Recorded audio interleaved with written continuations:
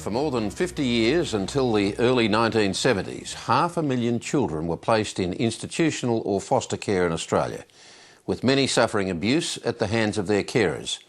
On Monday, the Prime Minister will lead federal Parliament in a national apology to those so-called forgotten Australians, including child migrants from the United Kingdom. One woman who spent part of her childhood in two notorious institutions in Sydney and Western New South Wales will be at Parliament House to hear Kevin Rudd say sorry. This powerful story of her life from Rebecca Bailey. I mean, good heavens, look at it. It looks like something out of Charles Dickens, doesn't it? It's frightening, isn't it, Liz? Oh, shit. This was... We were supposed to be Australia's worst delinquents. This place may now just be a sad collection of empty buildings, but for Sharyn Killens, it embodies a horrific childhood. Parramatta Girls' Home was a cruel and sadistic place. They've still got the bars on the windows, Lindsay. Sharyn Killens is sharing some painful memories with her close friend Lindsay Lewis. Memories which still haunt her after more than 40 years. I do remember a very cold winter's night where it was pouring rain and all the officers were standing around in their long raincoats and their hats and their umbrellas drinking hot mugs of tea, and there's a playground full of little girls scrubbing the concrete with a bucket of water and a toothbrush all night long. I, like thousands of others Australians, didn't know that was happening. An estimated 500,000 Australians were placed as children in institutional or foster care up until the early 1970s. Many of them, like Sharyn Killens, suffered physical or sexual abuse. Next Monday, the Prime Minister will lead federal Parliament in a national apology. That's what's so important about the apology, is for us all to come together and together acknowledge that what happened was wrong. Sharyn Killens' only crime was that she was born at the wrong time. In 1948, her mother had a brief relationship with an African-American sailor whose ship was visiting Sydney. After he left, she discovered she was pregnant. She sat down with her mother and talked over the problem, and the answer that my grandmother gave my mother was adopt it, abort it, drown it, get rid of it. And my mother found herself in a really, really bad situation, and apart from all of that, there was a White Australia policy. Her mother did keep the baby, but never accepted her. Sharyn Killens spent her early childhood in and out of orphanages and foster care. After a series of arguments with her mother, Sharyn Killens ran away when she was 16. She was arrested in King's Cross, deemed uncontrollable by the courts, and sent to Parramatta Girls' Home.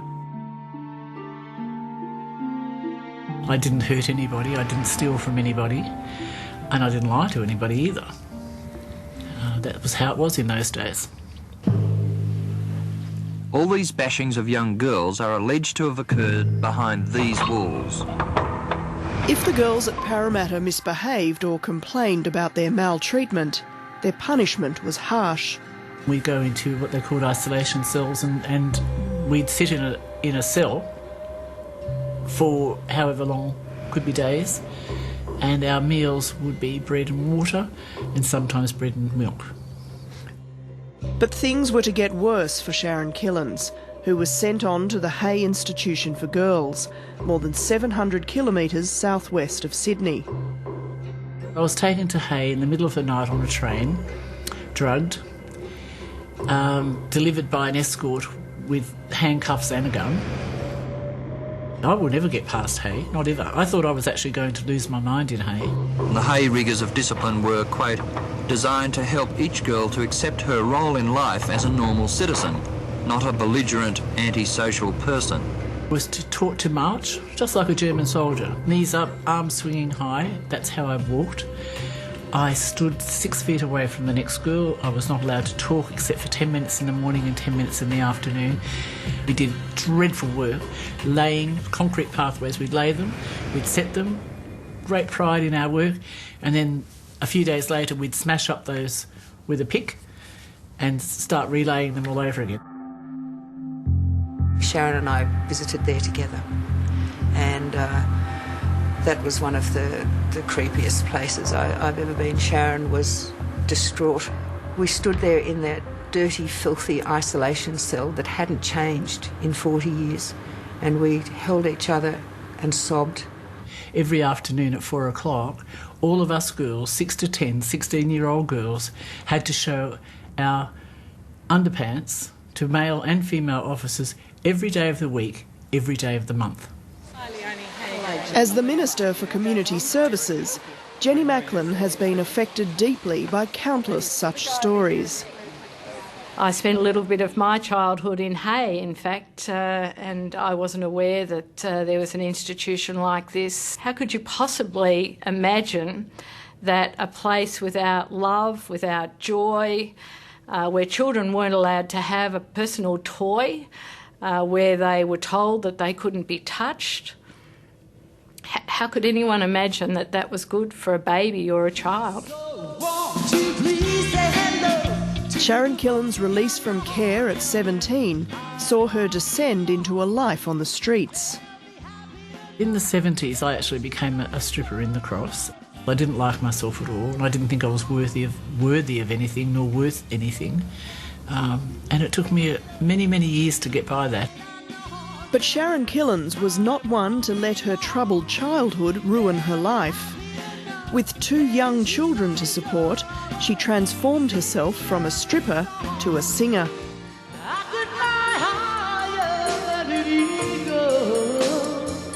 As Sharyn Crystal, she became a regular performer on the cruise ship and club circuit.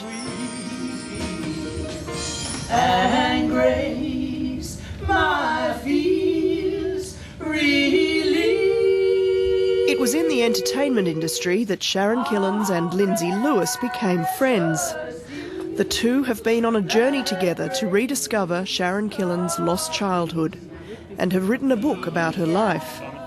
You cannot believe that anyone has lived through such incredible circumstances, such pain from a small child, and yet the resilience that she has shown and the courage.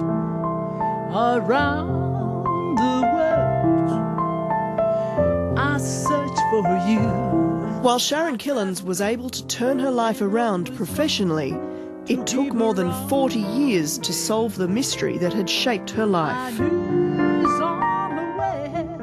I had been asking my mother for 40 years to tell me his name, my father's name. And of course, after much anger, hysteria on her part, she told me his name was Thaddeus Killens. I hired a private detective in Texas, and he came back and he told me that my father had passed away on October the 20th, 1981. How did you feel? Oh, the end of my world. The absolute end. Thaddeus? Sandra? Even though her father had died long before she had the chance to meet him, Sharyn Killens was united with her half-brother and sisters live on American television. It was so worth the search. It was worth every second of my being to find them and to hold them, and for them to embrace me and welcome me. I mean, I was a kid that was born to nobody, and I raised myself completely. And they taught me, they had to teach me to be black and to be very, very proud, and I really am. 16 years old, from dormitory 3 to Hay, that's where I went. With the search for her family now over, all that remains for Sharyn Killens is to hear an apology for the pain and suffering she endured. They didn't break my spirit, but they came mighty close. But there were times when, you know, I wasn't sure that I could make it. But they damaged me for many years. It took me a long, long time to get my act together. A long time. Unforgettable too.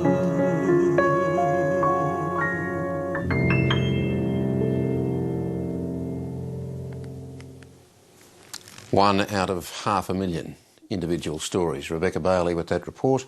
And if you'd like to see more of that interview with Sharyn Killens, just go to the website.